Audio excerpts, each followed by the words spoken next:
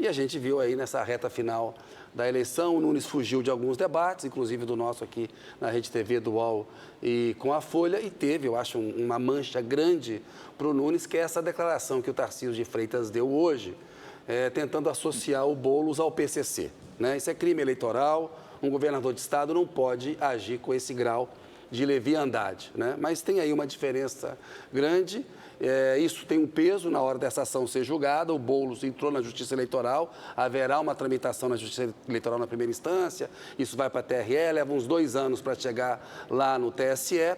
Quais são as penas que o governador pode sofrer? Inelegibilidade ou uma multa? O que o prefeito pode sofrer? Cassação no segundo mandato. Não parece que nada disso vai acontecer em face dessa diferença aí de quase 20 pontos, mas que é uma mancha, no meu entender, porque um governador de São Paulo, que é potencial candidato a presidente, não pode falar coisas tão graves com cometer um crime eleitoral com tanta leviandade. Kennedy, aproveitando que você trouxe esse assunto, é exatamente a próxima reportagem que a gente iria assistir. Então, vamos acompanhar agora a fala do governador Tarcísio de Freitas, de hoje cedo, que ensejou justamente esse comentário do Kennedy, e a gente continua falando sobre o assunto. Vamos ouvir. Isso aconteceu aqui também com o Ricardo. Disseram que era para votar no outro. E ainda no... Teve o salve, houve interceptação de conversas, né, e de orientações que eram emanadas de presídios por parte de uma facção criminosa, orientando determinadas pessoas em determinadas áreas a votar em determinados candidatos. Houve essa ação de inteligência, houve essa interceptação, agora isso não vai ter influência nenhuma na eleição. E o Guilherme Boulos, do PSOL, respondeu. O candidato afirmou que a acusação sem provas é o laudo falso do segundo turno e que demonstra um medo do governador de São Paulo e do candidato Ricardo Nunes. Ele disse ainda que já entrou com um processo no Tribunal Superior Eleitoral. Uma declaração irresponsável e mentirosa do governador Tarcísio de Freitas ao lado do meu adversário, querendo atribuir que crime organizado, PCC, teria orientado o voto em mim sem apresentar nenhum tipo de prova. Esse é o laudo falso do segundo turno. Isso é crime eleitoral e, por isso, nós acabamos de entrar no TRE com uma ação de investigação eleitoral, é a ação mais grave que se pode entrar na Justiça Eleitoral, por abuso de poder político contra o governador Tarcísio de Freitas e o meu adversário, que é o beneficiário, e também pela divulgação de informação falsa. Então, na verdade, ele entrou com uma ação, né? Os advogados dele, o time jurídico entrou com uma ação na primeira instância, na Justiça Eleitoral de primeira instância, depois isso vai subindo naturalmente, percorre um caminho, né? TRE, depois até chegar ao TSE, tudo leva um tempo, mas por abuso de poder político, como ele disse, e acho que uso indevido de meios de comunicação também. Isso. Na Justiça Eleitoral, na primeira instância, demora uns 2 a 3 meses para avaliar isso, aí depois vai para o TRE e aí tem que ir para o TSE. Esse é o trâmite da ação.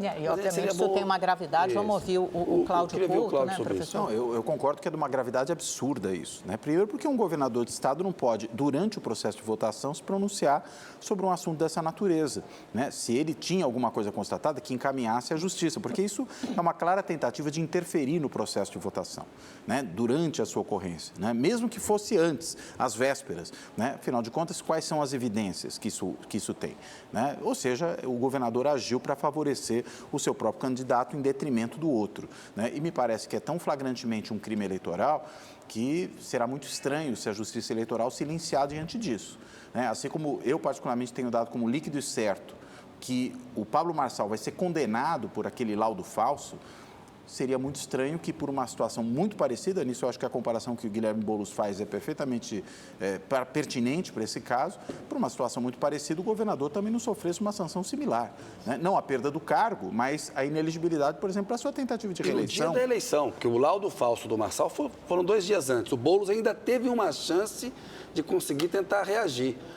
Agora não, as urnas estavam abertas ali, votando, exato. O governador foi e fez uma ligação entre o Boulos e o crime organizado do PCC. Isso é mentira, né? Vamos dizer que tenha um bilhete verdadeiro e que o detento tenha escrito aquilo mesmo, né?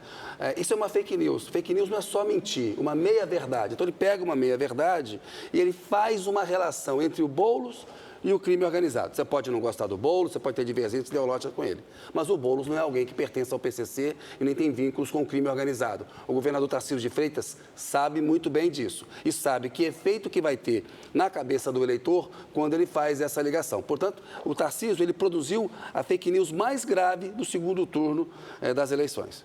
Porque, na verdade, o que ele se referia não são 3 bilhetes, né, que eles dizem que tem da Secretaria de Administração Penitenciária que foram interceptados, né, em presídios diferentes, supostamente recomendando o voto ali em Guilherme Boulos. Mesmo que isso fosse verdade, primeiro é que jamais deveria ter sido dito no segundo turno da eleição, provocando essa associação falsa, mentirosa, como se houvesse um alinhamento, que é o que a direita quer provocar na cabeça do eleitor, de que há um alinhamento, né, entre a esquerda e o crime organizado. Produzir um evento para dar esse tipo de anúncio. E a segunda é que isso tem um trâmite legal, né? Tem que ser apresentado para a Polícia Federal, para a Justiça Eleitoral, para que esse tipo de recomendação seja analisada. E olha, só para a gente voltar aqui para o nosso telão, agora a produção me informa aqui que 90% das urnas apuradas, o Ricardo Nunes, portanto, eleito, né? Como a gente já apontava aí, mas agora definitivamente eleito, 59,57% desses votos, 40,43% dos votos.